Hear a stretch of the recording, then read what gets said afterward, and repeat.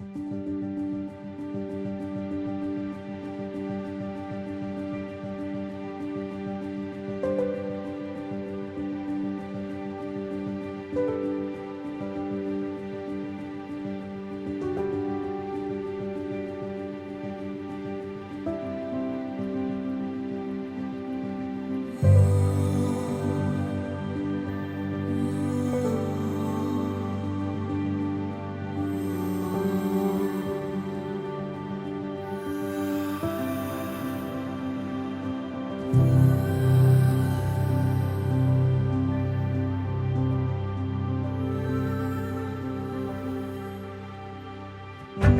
morning. My name is Jay Ziegler, and I am the Director of Policy and External Affairs at the Nature Conservancy. I want to thank all of you for joining us today for a conversation with California's Chief Fiscal Officer, our State Controller, Betty Yee. I also want to welcome all of you to the theme of this discussion, the determining decade in California. The Nature Conservancy has embarked on an effort to reverse the pace and scale of climate change as it's affecting people, the environment, and biodiversity all around us. And we welcome your involvement in this conversation, in this effort to reverse the trajectory of climate change and keep the planet livable for people and nature and all of us that depend on a healthy environment. And in that context, I think you'll enjoy our conversation today. Controller Betty Yee is really one of my favorite state officials. She has an incredible pedigree in matching her qualifications for this job, and in my own bias in the future in running the state of California. She's a very candid elected official. She was on the State Board of Equalization for 8 years prior to becoming the state's chief fiscal officer as the elected state controller in the 2014 election. Prior to that, she served for 10 years as the chief budget officer as the chief deputy budget officer for the Department of Finance for the state of California. She knows California finances inside and out.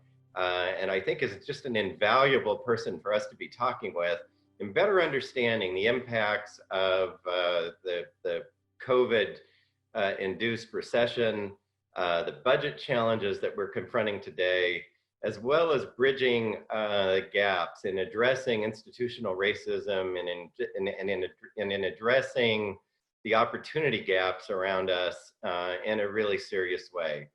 And what I'm particularly excited about also is that she has a passion for protecting the environment and addressing climate change in real time as a priority in her agenda as state controller in California.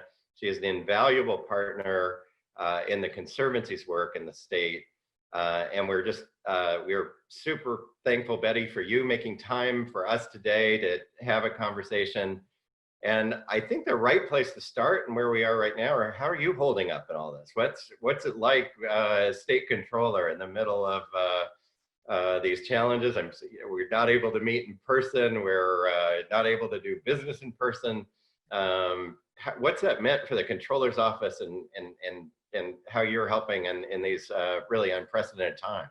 Sure. No, thank you, Jay, and thank you to the Nature Conservancy and certainly your leadership there. And this is a time where I think all of us are confronting, really mixed emotions about what's happening in the world around us. And I would say that with the pandemic that hit us in March, that this office in many ways is about preparing, for those times that become very trying for California. So first, I just need to give kudos to my team for not missing a beat in terms of how we had to rearrange how we work. I have 2/3 of my team teleworking, but in terms of the bills getting paid, payroll on time, tax returns, refunds being sent out, vendors getting paid, we haven't missed a beat on that. And I think really because we feel like Californians are depending on us, depending on their governments more during this time. And so I just am so grateful for my team for stepping up and really, adapting to this new world order in terms of how we're working today. Given that, I have to say that my thoughts continue to be with those who are really on the front lines of keeping all of us healthy and safe. Not just our healthcare workers, but so many of those who are, providing, services that really are allowing us to stay healthy and safe as we continue our carrying out these health care directives, public health care directives that are really making a difference in terms of hopefully containing the virus.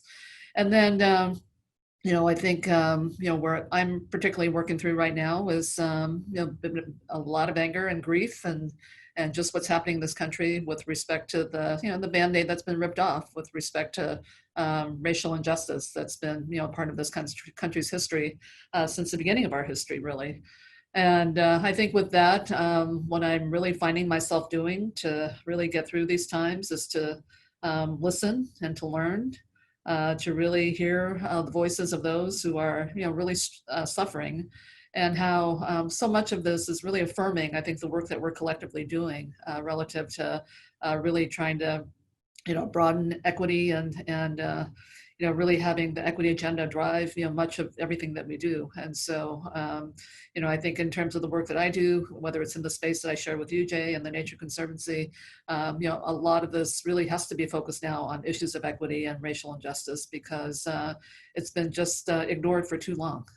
And what we're seeing is really an eruption. You can blame it on this president, but frankly, it's been around even before, this current administration. And so, I look at this as really a time of where hopefully we can chart the course. And, when you talk about the determining decade, I think much of what we're seeing with respect to the racial tensions that we're experiencing around this country and around the world is also part of that agenda. So I'm holding up well. I'm really kind of in the space of owning my emotions and feelings. I'm very much in listening mode, very much in tune with learning about, frankly, a lot of the chapters of history that have not been told, that have been unwritten. The idea that, there was the Greenville Massacre in Tulsa, Oklahoma as part of our history in 1921 that we're just learning about, that wasn't even part of African-American studies in our colleges and universities, that we're learning about the Orangeburg Massacre in 1968 in South Carolina. I mean, all of these things that now are coming to the surface that are a part of our collective history here in the United States that frankly make me feel more motivated to really try to advance the equity agenda. So on the one hand, I'm feeling anger and grief. On the other hand, being very introspective. But I will say in terms of my service, I'm more fired up than ever before. Well, thank you. I mean, I think that those are real words of wisdom for all of us to listen more, to observe more, to reach out beyond our comfort zone more than we do. And I think it's often easy to get siloed in our environmental work and candidly, I think you've helped coach us to reach out and get more involved in issues that affect disadvantaged communities. And I really valued our dialogue in thinking, how can the Nature Conservancy do better in this space too? So I want to just say that, I appreciate you not only engaging with us and really being invaluable counsel in our portfolio of issues, but also encouraging us to think beyond our immediate work. And maybe just in that spirit, could you tell us a bit, I think a lot of people are not really familiar with the role of the state controller and the different issues that you do touch. Could you talk a little bit about that portfolio of issues that you're involved in? Absolutely. So I mentioned earlier, Jay, obviously I have a set of duties that's all about independent fiscal oversight, financial oversight for the state. Serve as the independent auditor for the state of California. We're responsible for putting out the comprehensive annual financial report, our financial statements. We audit state and local governments, payroll, disbursements, all of those things that my team just does so well every day and continues to do during this this time of crisis. But I also have the great privilege of serving on about 70 different boards and commissions that really have broad policy reach from environmental policy, particularly through my work on the State Lands Commission, which I'm honored to be chairing this year. Also frankly, through the public pension boards, on which I am a trustee, where we are looking at climate risk as a risk to our portfolio. And so much of the work that we've been doing there has been global in nature. I chair the franchise tax board, and so very much still immersed in tax policy here in California. And then a number of different financing authorities that really are about providing financial assistance to a whole range of different purposes: health facilities, educational facilities, pollution control programs, alternative transportation, and the like. Great, great. Another passion that I value in your work is that you're really. Housing. I forgot affordable housing. How can I not mention affordable housing? I was just looking at my agenda. Yeah. Very much top of mind, obviously, with this pandemic, where shelter-in-place directives really, I think, also just gave us a sense of how deep our housing crisis is in California. Well, you're a Bay Area native. You've represented the Board of Equalization, or represented the Bay Area on the Board of Equalization. You've been an activist throughout your life in the Bay Area, and the housing crunch has felt there like no other. And so I think it's natural, and we all need to be paying closer attention to it. And I think we're doing some exciting work in this green print and thinking about how the Bay Area can grow, how we can provide affordable infill housing there. How are you feeling about what the COVID crisis has meant? I think you're still going back and forth between the Bay Area and Sacramento a bit. But can you talk a little bit about what's happening in the Bay Area through your view?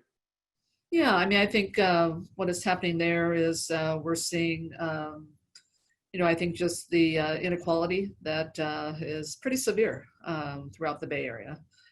When you look at issues of housing, when you look at where this pandemic has hit the hardest in terms of our most vulnerable workers, losing their jobs. Those who have been hit the hardest by the virus itself tend to be communities of color, low-income communities. And so, when I think about that, it really has me pause to think about, why is that? Why is that? We're learning every day. We're learning something new about this novel coronavirus, and as we begin to see the great breakthroughs in terms of research and hopefully getting to a vaccine soon, that how we're going to have to address this is really being very specific and focused on where those communities are that are most at risk for this. And so we saw particularly in Santa Clara County with some of the communities of color there and low-income communities. And so I think what we saw was really just the inequality that we've known has been around, just really manifests itself through this public health crisis, certainly through our housing issues, and the affordability gap that has been just so prevalent now in the Bay Area for quite some time. Another gap that you've been dedicated to addressing in your career is really the participation of women in the political system on a more equitable level. Can you talk a bit about your passion for that work and what it means and where it's headed? Sure. I think we are seeing this great development of more women running for office at all levels of government and throughout this country. I think the last election, there were probably like 4,000 women who ran for offices, at all levels in the country, and about half of them won their seats. But what this says to me is, and my own passion for this is, I feel a personal responsibility to certainly support other women who are aspiring to elective office. And a lot of that comes from really my own passion about the fact that women have a harder time in terms of ascending into leadership roles, and we haven't had traditionally the professional networks that help support us in elevating in leadership responsibilities. And so I want to do my part to really support women who have aspirations to do that. But I also find that in terms of women in decision-making roles, that there tends to be a much more comprehensive approach to looking at issues and solutions. It's not just tackling what's in front of you and the specific issue of the time, but you're looking at it on a broader societal level. And I think much of that comes from just the experiences that women have had. They may not have been professional work experiences, but I think just when you think about what women are involved in. They bring a unique perspective in terms of just trying to be additive to the conversation about what's going to be the most impactful in terms of dealing with issues of economics, dealing with issues of representation, and certainly issues that really are about full participation of women in all aspects of our society. Well, I think your own story in politics is incredibly interesting to me. I mean, you were an insurgent candidate. You were not the favorite to be state controller. You ran against John Perez, who was then the Speaker of the California Assembly. Right. You won that, but in the closest statewide election in California history. What made you think that you could win that race? You know what, I've been an activist all my life, and you can speak to anybody who had an opinion about that race, but I decided that as an activist that I wanted to stay as close to the ground as I could. So I started really campaigning for the office several years out from the actual election, building my support around the state, going into communities that, probably but for the election and the campaign, I probably would not have set foot in. And I have to tell you, Jay, it was a marvelous, really fantastic opportunity and journey.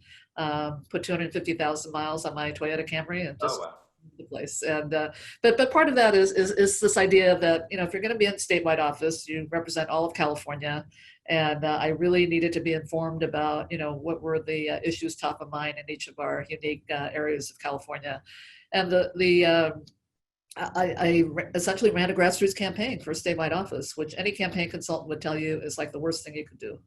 You don't have enough time, you don't have enough bandwidth, you don't have a lot of that. I will say that for me, in the political world, as in much of my life, generally relationships really matter a lot. And in politics, relationships take on different kinds of character. But I still can say that any part of the state that I venture into, I have had longstanding relationships established. So that has been really fortunate for me to be able to still reach out to those communities, get input, and to inform the work that I do now as a statewide official. But at the end of the day, what I really felt was experience matters. My background's in public finance and tax, very much still a part of what the controller does. Every function of the controller's office I've done at some point in my career. So I felt very comfortable about the responsibilities of the office. And then I really wanted to provide, once I got into office, kind of this external orientation to the work that we do. And so while I'm not so sure that the responsibilities of the controller's office itself is attractive for much of the public, I hope it is, because it's about transparency, accountability, taxpayer dollars being really handled responsibly, but also with respect to the policy reach that my biggest fear, frankly, in serving in any office or in public service is to become too insulated from those whom we serve.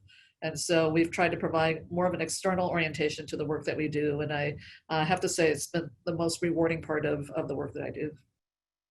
That's great. That's great. Well, I think it's certainly for all of us that have the great opportunity to work with you. And I do miss having that in-person communication, because I think that your commitment to new ideas, let's break open what we were doing before. Can we do it better? Can we include more people? Can we think about things a little differently? Can we do things more efficiently? I mean, I think I just value the way that you get all of us to focus on, maybe it's not just adding a little money here or there. Maybe it's, we need to think about doing things differently. Yeah. No, yeah. Go ahead. Yeah. I was going to say, there's a lot of discussion, when we work through issues in this political arena about, stakeholder engagement. And, when you think about who are the real stakeholders, that are going to be beneficiaries of the work that we do, obviously it gets me really comfortable back on the ground again with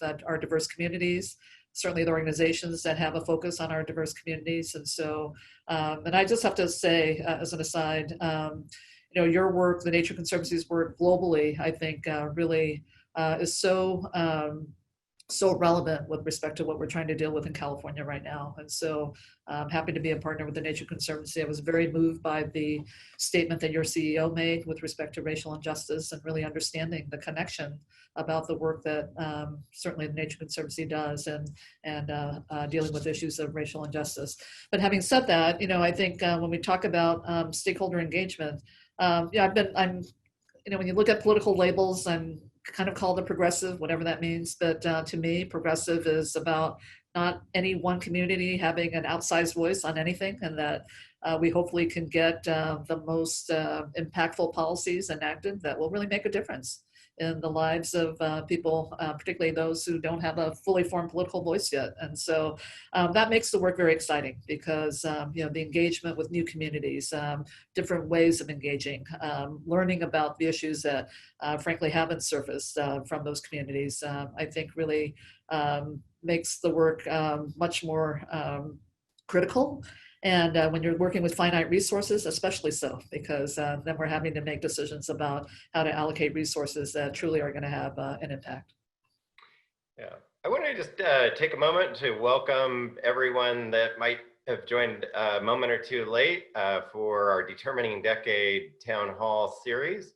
I am Jay Ziegler, our Nature Conservancy Director of Policy in California, and I have the great pleasure of talking with our State Controller, Betty Yee. And I just want to kind of alert all of you to the question tab at the bottom of your screen.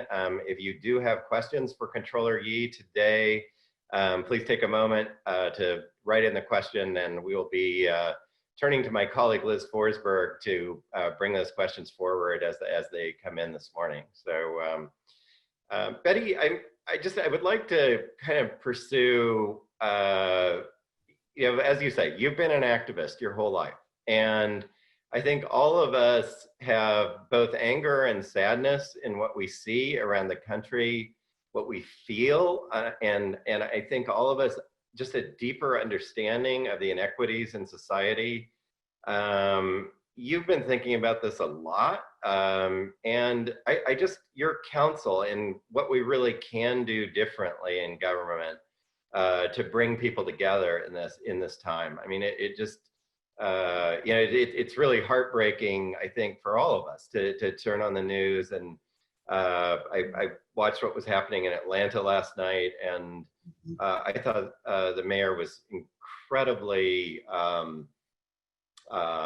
strong and forceful in both her commitment to civil rights and civil justice, as well as the future of her city, and putting that together and saying we all have a responsibility in this. But I'm just curious, as you've been thinking about this, what can the state be doing differently? What can NGOs be doing differently in thinking about bridging the racial and societal challenges before us? Sure.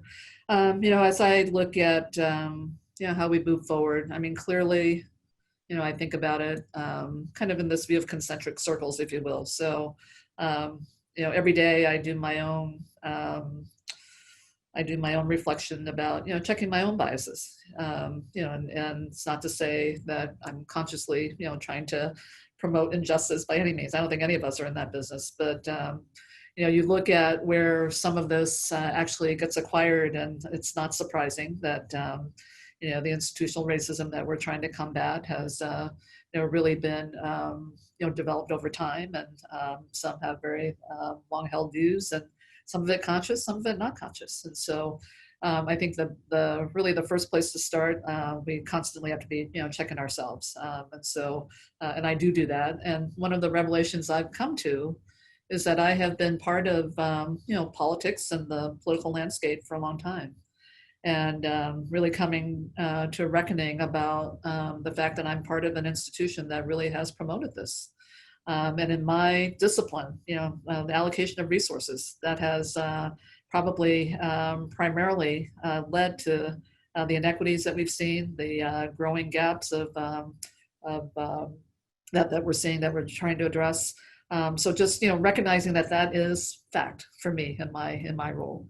Then I look at how do we really start to put ourselves in a position of trying to bridge some of these conversations. that people are having, and that this is not the responsibility, frankly, of our Black and Brown community to fix. It's all of our responsibility. And I would say probably even more so for the non-Black and Brown communities. And so it is about listening, it's about learning, but having those conversations that are going to be very uncomfortable.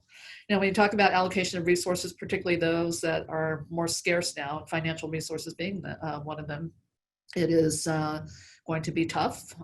It's going to be about winners and losers.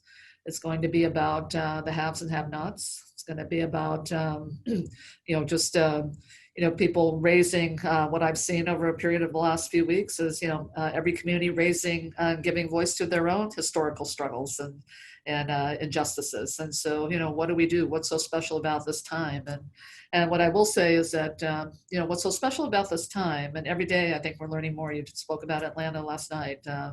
I just talked about Greenville and Orangeburg, but there's so much of this, with respect to the racial injustice affecting our African American community, is such that the ways that our leaders have dealt with it in the past is essentially maybe giving attention to it for a day or two, maybe a couple weeks, and then really have an attitude that this too shall pass. I think our calling right now is this too cannot pass. This really is the time to address it head on. And we have, and I actually think some of the solutions are not that hard. Politically, they probably are very, very difficult. But when I look at what has to be done in terms of just trying to provide opportunities and all these terms that we kind of throw around loosely, diversity is our greatest strength. Well, not right now. Equal opportunity for all, we're very far from that. So, all these things that we aspire to, we are just so short of really achieving. And I think that is our collective work together. Yeah. Well, one of the things that I have appreciated in a number of the climate forums that you've been involved in, including one that the Nature Conservancy had convened back in December among Oregon, Washington, and California climate leaders, and you were kind enough to join us for that discussion. And one of the first points you made is that the people that are bearing the brunt of climate change are disadvantaged communities around the world and in our own state, and to really realize that. And so I think that's an important grounding principle. I think in some of the proposals that we've worked on with you and your staff, you've been an outspoken proponent of the climate resilience bond and why we need to be making more significant investments in addressing climate change. Can you talk a little bit about your passion in this space and where that comes? The state controller is not often seen as somebody that's getting involved in climate. State controllers talking about incurring debt to fix issues. It's probably not something you hear very often. But I will say this, Jay. We have, as I said, we're working in this time of very finite resources, and certainly during this pandemic, when we are also facing the acceleration of a recession. We are in a recession. How we can actually talk about, the idea of a climate resiliency bond, which I know the governor has kind of taken a step back from. But, why I'm excited about it is because anytime you talk about a bond, and particularly as it relates to climate and climate resiliency, it really is about the principles of investment and about the principles of looking at how we are building a resilient future. And so I think when you look at that being the objective, the conversation that needs to happen to really get to that point, I think just raises all kinds of possibilities. And, the governor's bond proposal itself, was looking at trying to deal with some existing issues around the fires, floods, droughts, all of that, but also looking at some of the longer term risks, although not too far in the future, of sea level rise and just some of the other extreme, weather patterns, extreme heat. So, you look at this and it gives us an opportunity to actually think about, particularly with bond proceeds, that have a future orientation, that actually have us beginning to even put together a footprint, a blueprint for how we can look at addressing some of the inequities that we have been living with for a long time. And so I know that some of those discussions are protracted, which gives us a little bit more of an opportunity, hopefully, to engage some of our low-income communities, our communities of color. And thank you for being a partner with me in that work. And my view about this is that we have this as an opportunity to right some of the issues of equity that really are at the forefront of what is challenging, our state and our country today. So from an investment perspective, I think it's the right thing to do. From a preparing for the next crisis perspective, it definitely is the right thing to do. Timing wise, I mean, certainly legislature and the governor are trying to address a $54 billion budget deficit as we speak. But at the same time, I don't think we have the luxury of waiting in terms of looking at public investments until the budget is healthy again. And in fact, the bond could serve as an impetus for how we get this economy back up and running again. And especially as we talk about as part of putting this bond together, how do we look at new job creation? How do we look at economic security being enhanced, particularly in our low-income communities and our disadvantaged communities? And also looking at how we harden some of the systems that we found during the pandemic were not prepared, frankly, to deal with the public health crisis. And so, when you look at where the virus was most prevalent in low-income communities, communities of color, how about extending a public health footprint in those communities and actually have the capabilities and access to the services in those communities where they can create jobs. And for the life of me, I don't know why we're not doing light manufacturing of PPE here in California, but just things like that actually could be, I think, really game changers with respect to opportunities for our disadvantaged communities, but also, really building an economy that will be prepared for the next crisis. Well, as we have talked as well, one of the advantages of a bond is that we actually can discipline the legislature in a sense of directing these investments to those most impacted areas, of those areas most at fire risk, those areas most at sea level rise risk, those most at risk in flooding, and really provide a disciplined investment structure that sometimes when you're just in the general fund program stacking mode doesn't always happen. And that's true. And having kind of that long-term orientation, right? Because the general fund budget mode, it's annual, year to year. Maybe you have some oversight about how well you're doing, but and I think you're absolutely right with the bond. And part of this is also, I hope, a different kind of leadership going forward. That if we've learned nothing else, science matters, and I think all of us in this webinar know that. But let that be the guide of how we prioritize, where we direct those proceeds. Let that be the guide in terms of where we get our best return, for our investment, and let that be the guide in terms of where we're going to cultivate the next generation of scientists that are going to be part of the forefront of addressing this climate crisis. Yeah, well, and I think even before we were aware of the depth of the COVID or the medically induced recession, and you had put together an outline of a recovery plan for California in your May newsletter. And can you share your thinking in just a more holistic way of what you think that the legislature should be looking at? You're also a member of the governor's task force on COVID recovery and economic recovery out of the recession, and maybe you could also tell us a little bit about that work. Sure. Actually, I'm not a member of that task force. Should be. Plus members who are trying very hard to come up with a recovery plan, both short-term and long-term. I actually am a member of the Governor's Future of Work Commission, and through that work, which actually took a pause when the pandemic hit. I think one of the orientations that I have really subscribed to, because so much of what we do in government is solving the crisis of the day. And it's very difficult and challenging to be able to have a forward-thinking perspective, and especially when you're dealing from one crisis to another, whether it's wildfires, droughts, floods, pandemic, certainly now the civil unrest. So I look at kind of this notion, what I call future-proofing California. And it's a concept that was really an industrial design concept for having buildings, infrastructure, be able to absorb shocks and just things that are going to be unanticipated in terms of the ability for our structures to be resilient. So I've taken that concept, and really the Future of Work Commission also took that concept, and that is, how do we future-proof California from the perspective of our economy, from the perspective of work, and certainly from the perspective of climate change. And I think that concept now from industrial design has actually bled over into the climate space, and so it's not a foreign concept in the climate resiliency space. But when I look at future proofing, it is about how do we then have our dollars really be driven by that concept, so that everything we're doing is about hardening and preparing for the future. And so as I mentioned a bit ago, we saw how the public health infrastructure was not prepared enough, and so to deal with the COVID crisis.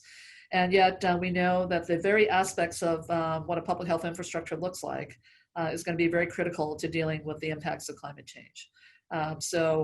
Exactly the same issues. And if you look at public health as kind of being the root of all health care, or all health issues, we're going to have to deal with issues of water quality, air quality, food security, chronic health diseases. I mean, all those things are going to be attendant to how we're going to have to address the climate crisis again. So it makes sense to try to harden that public health infrastructure and go into areas that are going to be the most heavily hit. So that's kind of one aspect. Second aspect is obviously hardening, doing what we need to do in terms of better forest management, the wildfires that have become the new normal here in California. How do we, again, harden our systems around that? The governor's been very forthright about increasing the firefighting budget, but it's also about what do we do with our lands to really have them be more resilient. And then I look at just all of the other aspects of climate, and I will just cite a couple of examples. On the State Lands Commission, very proud to have been part of the decision to shut down the last state oil platform in the Santa Barbara Channel. And so the commission staff really has gotten into the business and learned the business of decommissioning platforms. And I will say that's a new competency that I think could become, kind of an economic sector of California. And so, as I look at all these things, it's obviously about the economy as well. It's about where we can produce jobs. It's looking at how we can take care of the environment. And I will also say the work that you've done on nature-based solutions is a big part of this, because we're talking about working lands and natural lands that are in people's backyard, that we can actually have people really reach and touch, and they know what they are, but what can they do to really contribute to addressing climate change, but also is about creating jobs in economic sectors that can help us become more resilient. So that's kind of the outlines, but this whole idea about future proofing, having science guide our decisions, having the ability to look at how we create new economic sectors. Obviously, renewable energy should be doing much more there. Our natural working lands, looking at sea level rise.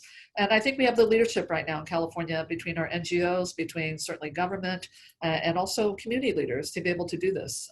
And I think if we're all focused on how we get to the other side of this pandemic, where we are more climate ready, can look at climate resiliency, can look at the investments that really will help us get there, that's a very, very worthy conversation to have. Yeah, we're very excited at the work you're doing in this space. And I think just the really thinking through, the State Lands Commission has been principally funded by oil and gas development revenues. And we have really valued this dialogue with you and thinking around the corner at what the Lands Commission has really evolved into a strong environmental protection voice in state government. And it's streamlined, it's fast, it's direct, it's incredibly efficient. And we value what can we all do to enable the work on public trust lands that the commission is leading, and your work in this strategic plan to overhaul how the commission does its work and how the commission ultimately is funded.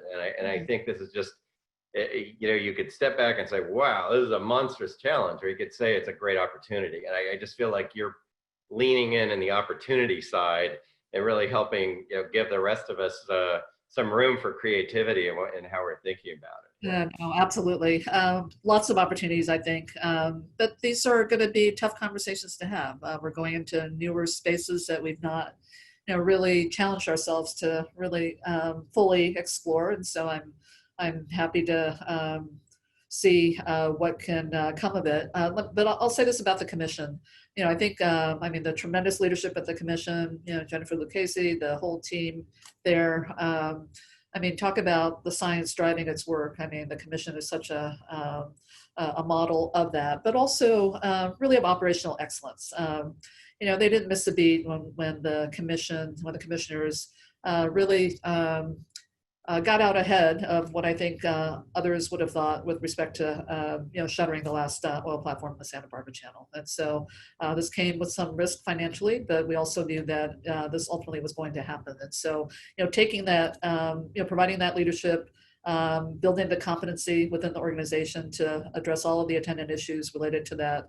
But I think, just this commitment to operational excellence has been such a hallmark of the commission, which frankly was little known until we started doing the strategic plan, the first of its kind. When I got elected as controller in 2014, I asked to look at the strategic plan. It's like, what? There's no strategic plan? We got to get one there.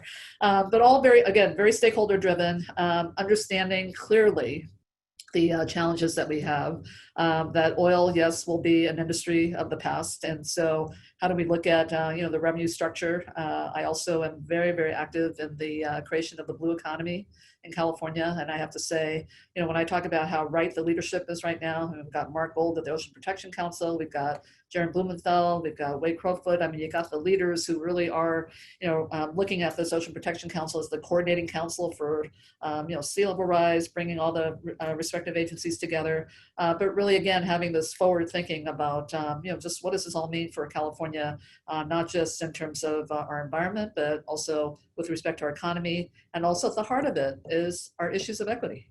That we are not going to be doing justice with any of these policies unless we are sure that everyone is sharing in the benefits of them. Yeah, I really think that's an important North Star for all of us to think about in these times. And I want to thank our board of directors, our leadership council, our volunteer leadership, our staff, and others that have been able to join us for this Determining Decade Town Hall conversation with State Controller Betty Yee. I'd like to take a moment to bring my colleague Liz Forsberg in. She's been keeping track of some questions that are coming in from the audience and opening up this dialogue with Controller Yee to hear your questions as well. So thanks, Liz. Are you there? You are. I'm here. Good morning. So our first question this morning is, what is your role on the state pension boards, and how can these funds make a difference with climate change? Great question.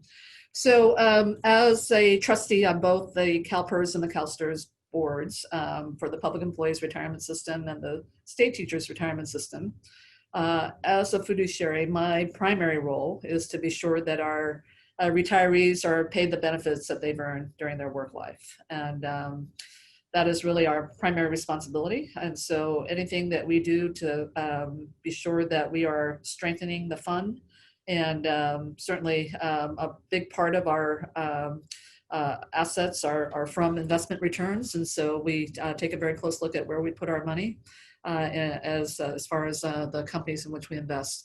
With respect to climate, this has been a very, very growing body of work by institutional investors like pension funds and endowments and family trusts, throughout the world, for sovereign wealth funds throughout the world for, really since the Paris Accord, but even prior to that time. And what I will say is that being the two largest public pension funds in the United States, we've taken a pretty active role in terms of climate policy.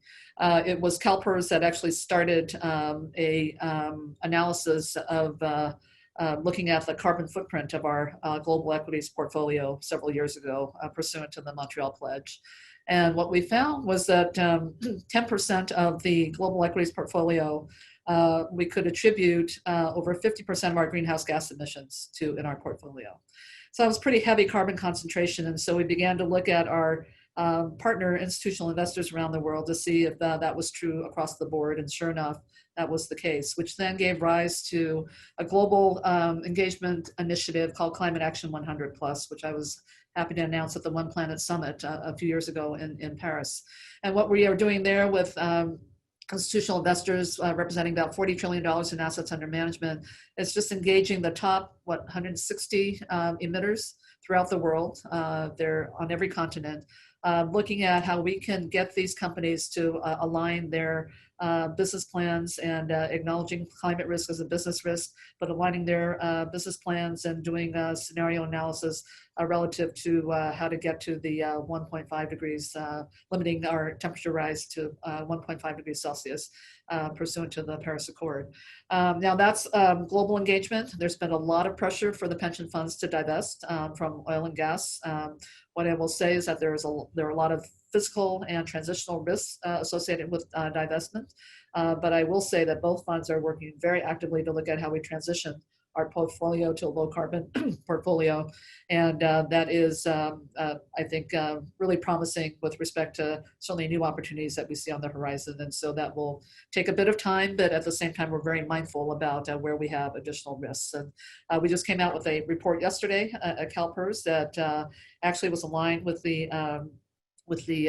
climate disclosure framework. And what it says is that our portfolio is actually more consistent with a 3 degrees Celsius temperature. So we got a lot of work to do. But just to know and to be able to acknowledge that that's what is and what we have to work towards is the first step. Lots of work to do. Lots of work to do. Absolutely. Liz, let's turn to another one of your questions there. Great, another question from our audience. How is California budgeting for the environment in the middle of a recession? Great question.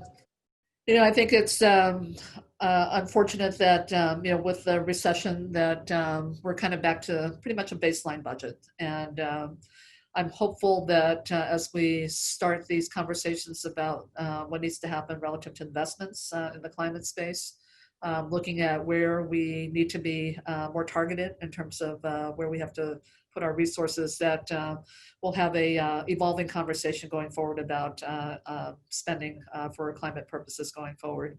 There is in the budget, I think there has been, the area where frankly there's been revenue has been in our, excuse me, has been with the Air Resources Board, and that's with our cap and trade dollars. And what I will say about those dollars is that they have been plentiful. We'll see what happens during this recession, but at the same time, they've been diverted to a broad, diverse array of uses that I think really now trying to figure out, what lessons can we learn from those types of expenditures that could really help us and inform us about where we make future investments will be a little bit of a challenge. But I think that's a starting point in terms of looking at where we need to focus more of our spending going forward. What I will say is this, and I know there will be potentially tax increases on the ballot. There were some revenue proposals that were part of the budget that the governor and the legislature are negotiating still. But in terms of what goes on the ballot, this is where I think we have got to start thinking about kind of triple bottom line here. And I know that's a term that's tossed around in the corporate sector a lot, but we've got lots of things to accomplish in one sitting in terms of how we make our investments. That we're dealing with our environmental challenges, that we are hopefully strengthening our economy, rebuilding our economy and strengthening it, that we are looking at how we're addressing issues of equity. And certainly, the biggest call on our state budget is public education, and how that's a key piece to all of this when we think about our future. So I hope there is a way to actually integrate all of those conversations, because we can ill afford to think about all these areas now in silos to the point of where we're just not going to have enough resources. And when we don't have enough resources and we think of silos, to me, what will be very clear is that nothing will be effective. Because the interrelationship of all these issues really has to be recognized, and how we make progress on them really requires new types of partnerships and ways of working together. Yeah, thank you for that. Liz?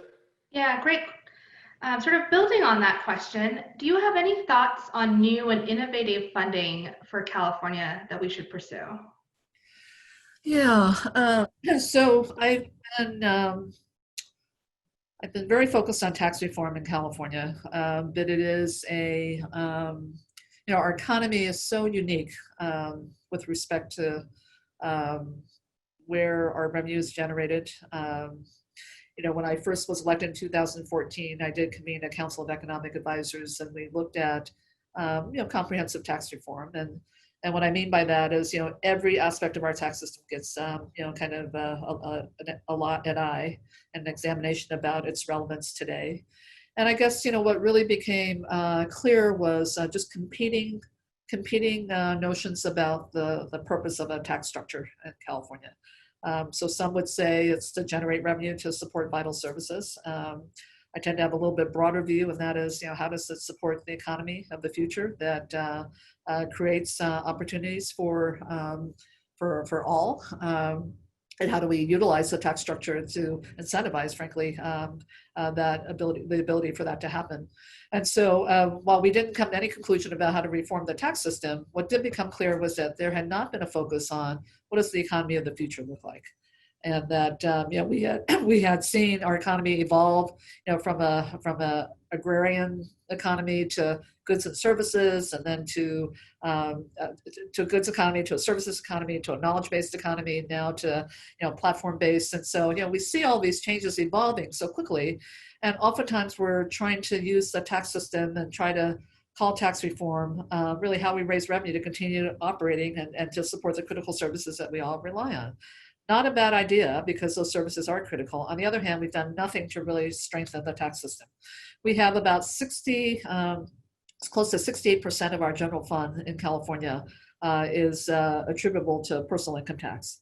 And a lot of that, frankly, is our tax revenues that come in based on investment-related income, stock market-related income, rather than wages from work.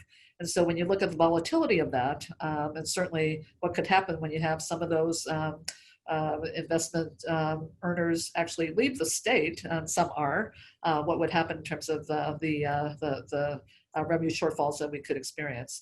We also are one of the few large states that have not applied sales tax to services. I think there are some selected services where that might make sense. But as I'm saying all this, I know what's going to get written is, I support a tax on services. That's not what I'm saying. What I'm saying is that we have got to peel this all back and look at what is the mix of taxes that are actually going to help us generate the revenue to support our critical services, but also are going to help support strengthening our economy and building out economic sectors that are going to provide jobs and quality of jobs that will sustain Californians throughout the state. And so it's a tough conversation to have, because at the same time we're trying to deal with a budget crisis. We're actually talking about taxes. But one of the ideas that I've had about taxes is obviously we have a very progressive tax system already, taxing those who make the most at the highest rates, but it also increases our volatility. I do think that we probably need to look at, I know Prop 13 reform is on the ballot. It is one that right now, as we look at what commercial property owners are going through, probably is going to be a bit of a hardship on them, but that's not to say the inequity hasn't been there, that commercial property owners have not been paying their fair share. But just in terms of how we implement something like that has been really a source of consternation for my colleagues at the county level and the county assessor's offices. But I think what, for me, I would say, I really want to take a look at how we peel back some of these tax expenditures that have been helping, frankly, corporate taxpayers, and looking at how we can retool those to really reach some of the goals that we're trying to get to. So, we put so much into research and development and technology, and I would like to see some of that peeled back to where we could look at how we develop our human capital a little bit more.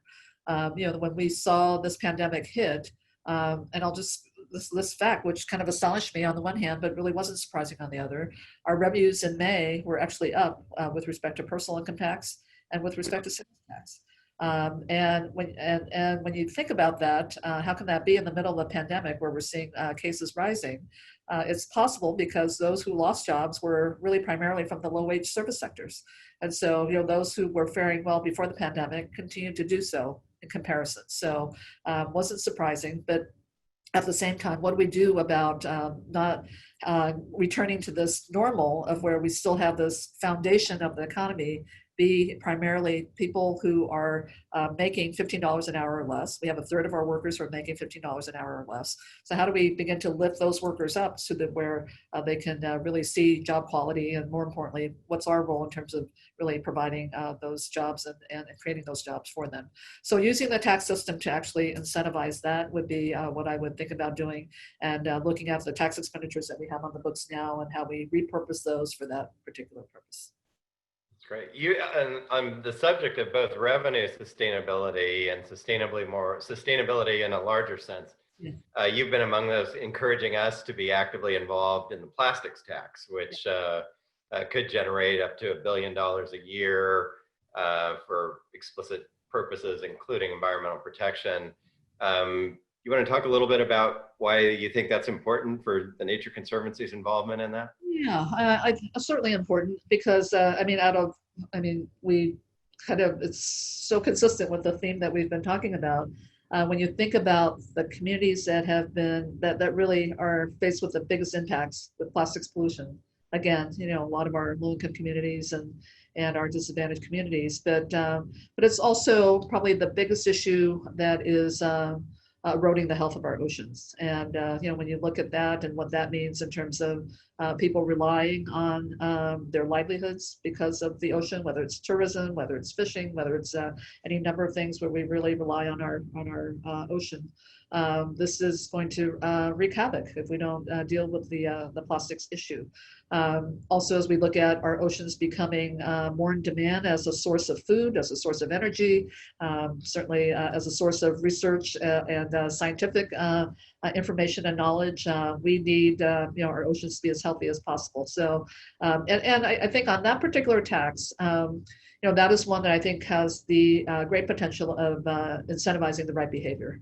Oftentimes we look at, kind of taxes as really driving behavior, and more times than not, we probably could have gotten that behavior in a less, onerous way, but this one is so pervasive.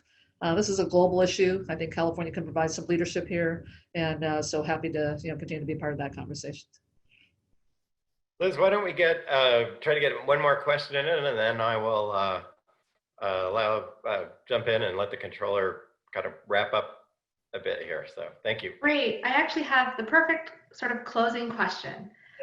What makes you most optimistic about California's challenges today? I think I really do have to say this. It's really our people. I'm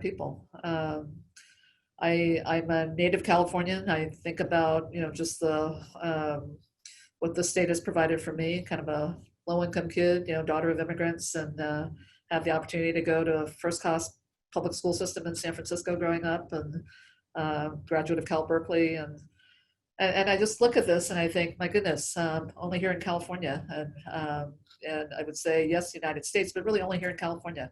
We're constantly reinventing and innovating, and I think for me that's exciting because it's not a coincidence that people look to California for our leadership, and it is because for every issue, every concern, every problem, every crisis that hits globally, all eyes are on California about, what's California going to do about this?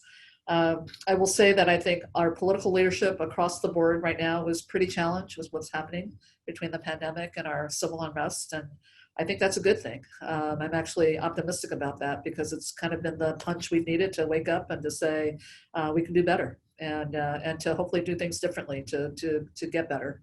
But I'm optimistic because I think about just also the brain trust that we have here, and I do want to talk about diversity a little bit, but also just kind of how we come to grips with things that are not necessarily the most pleasant to deal with. As I travel the state extensively, I I am convinced that as much as we have differences among people from different regions of our state, we do live in this incredibly diverse state that says to me we have so much talent that has yet to be unleashed and harnessed. We have so many communities that have so much potential in terms of developing their own regional economic sectors and regional economies. And we have, frankly, a very beautiful place to live that I think all of us can make a commitment to personally and collectively and as a community, as a state, to say, this is worth saving for our future generations. And I think all of that collectively together is kind of the California mindset that always gets me excited about thinking about what new possibilities are. And so it keeps me optimistic, even at times when, there are days that I know I'm just exhausted, and it's exhausting doing these Zoom calls. I mean, I'm really focused on Jay, and it's really you're like this little little image.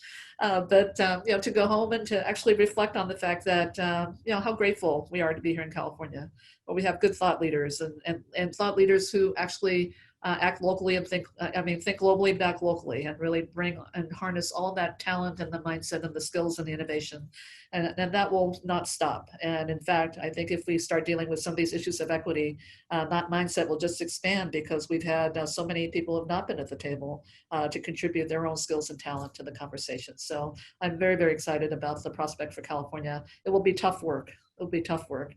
And then, Jay, I just want to conclude by saying one thing that I think is lost sometimes on why, particularly, we're focused on, the precious natural resources we have here. Public access, obviously a big deal for the State Lands Commission. I look at just what all of us have been facing with this pandemic, and certainly the unrest that we're all experiencing right now. It's taking a toll with respect to stress and anxiety, and I would say even trauma. And I hope that what gets elevated and will become more of a recognition is just the role of nature in terms of healing. And I say that with just tremendous respect to the wonderful resources we have here in California, and how this is a time when we are looking at different ways of connecting with one another.